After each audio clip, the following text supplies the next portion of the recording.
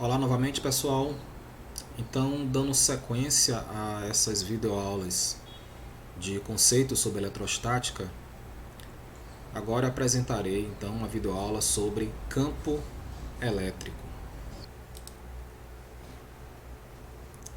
Bom, então para ilustrarmos um pouco esse conceito de campo elétrico, aqui eu tenho um exemplo onde eu tenho uma carga positiva, no caso, e aqui eu tenho outra carga, que também é uma carga positiva e que nós chamamos de carga de prova.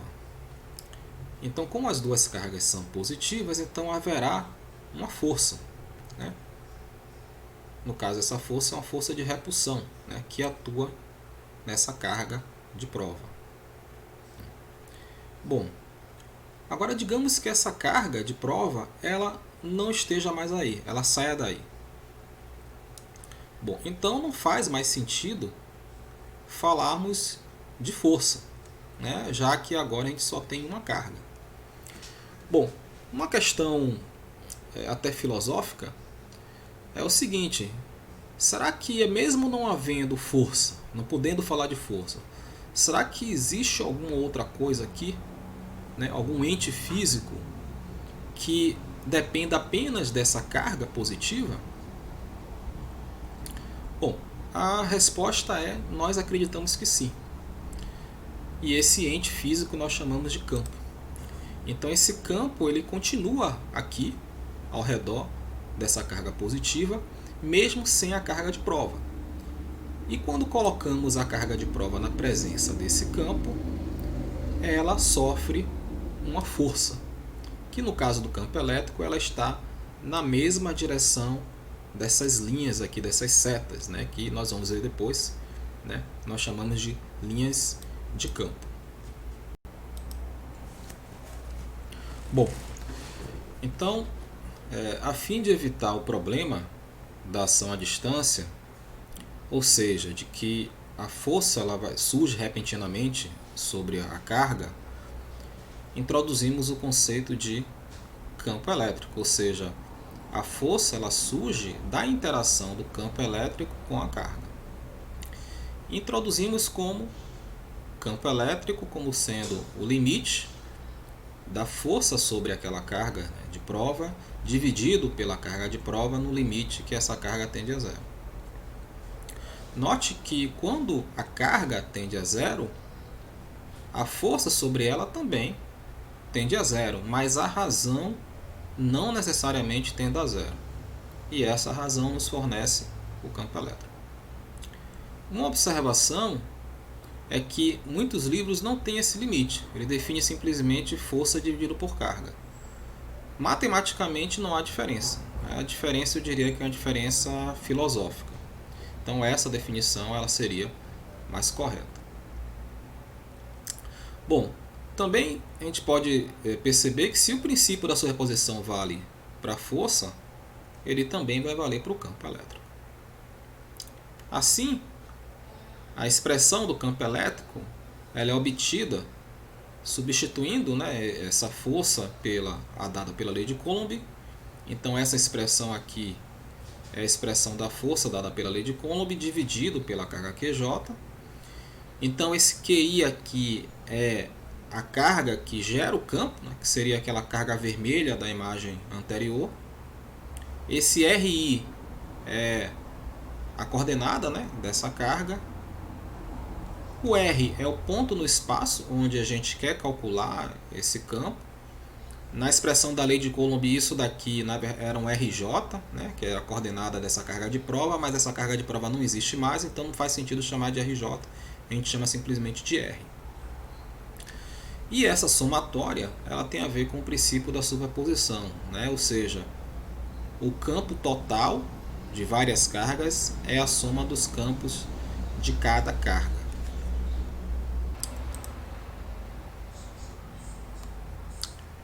Agora, vamos falar sobre o conceito de linhas de campo ou linhas de força.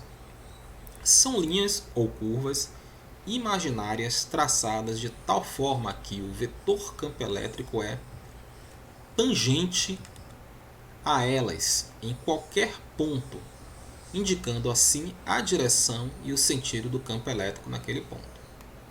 Então aqui no exemplo 1 nós temos um exemplo de linha de campo de uma carga positiva, a figura A. E na figura B nós temos a linha de campo de uma carga negativa. Nota 1. Para a convenção, as linhas de campo elétrico principiam nas cargas positivas ou no infinito e terminam nas cargas negativas ou no infinito. Então aqui a gente pode ver que elas principiam nas cargas positivas ou no infinito, ou terminam nas cargas negativas ou terminam no infinito. Ao divergir de uma carga ou convergir para uma carga, as linhas de campo são simétricas em torno da carga. O número de linhas de campo que divergem de uma carga positiva ou que entram numa carga negativa é proporcional à carga. Então aqui novamente a gente vê que na figura A existe uma carga Q e na figura B existe uma carga 2Q.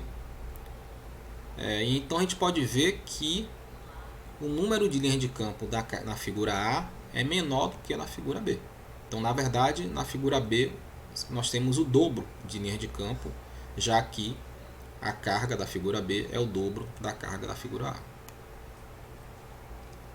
A densidade de linhas em torno de um ponto é proporcional ao valor do campo elétrico nesse ponto. Então a gente pode ver aqui que próximo das cargas, carga positiva, da carga negativa, as linhas estão mais próximas umas das outras. E distante dessas cargas, um pouco mais distante, a gente vê que as linhas estão um pouco mais afastadas, os pontos estão um pouco mais afastados uns dos outros. Então essas linhas se afastam mais porque próximo das cargas nós temos um campo mais intenso e distante da carga o campo ele fica mais fraco, então as linhas ficam mais espaçadas. Aqui nós temos um exemplo de duas cargas positivas e as linhas de campos dela. A grandes distâncias de um sistema de cargas, as linhas do campo são uniformemente espaçadas e radiais, como se fossem de uma única carga elétrica pontiforme, igual à carga elétrica líquida do sistema de cargas. Nesse caso aqui, essas duas cargas vistas de uma distância razoável, elas parecem uma única carga. Um outro exemplo é o dipolo elétrico, onde eu tenho uma carga positiva e uma carga negativa. Então a gente pode ver aqui, nesse exemplo do dipolo elétrico, que as linhas saem da carga positiva e entram na carga negativa. Outra observação é que duas linhas de campo nunca têm um ponto de cruzamento. Então percebam que essas linhas nunca se cruzam. Bom, o que significa duas linhas se cruzarem? Significaria o seguinte: como o campo elétrico ele é sempre tangente às linhas, então haveria um ponto onde haveria duas tangentes, ou seja, o campo elétrico teria dois valores. E, obviamente, isso não é possível, então elas nunca se cruzam por isso. Bom, vantagem da linha de campo: criam, mesmo que grosseiramente, uma imagem viva do campo, facilitando a forma de pensar. A desvantagem é que, em termos delas, é muito difícil obter diretamente leis quantitativas corretamente. Além disso, não contém o princípio da superposição.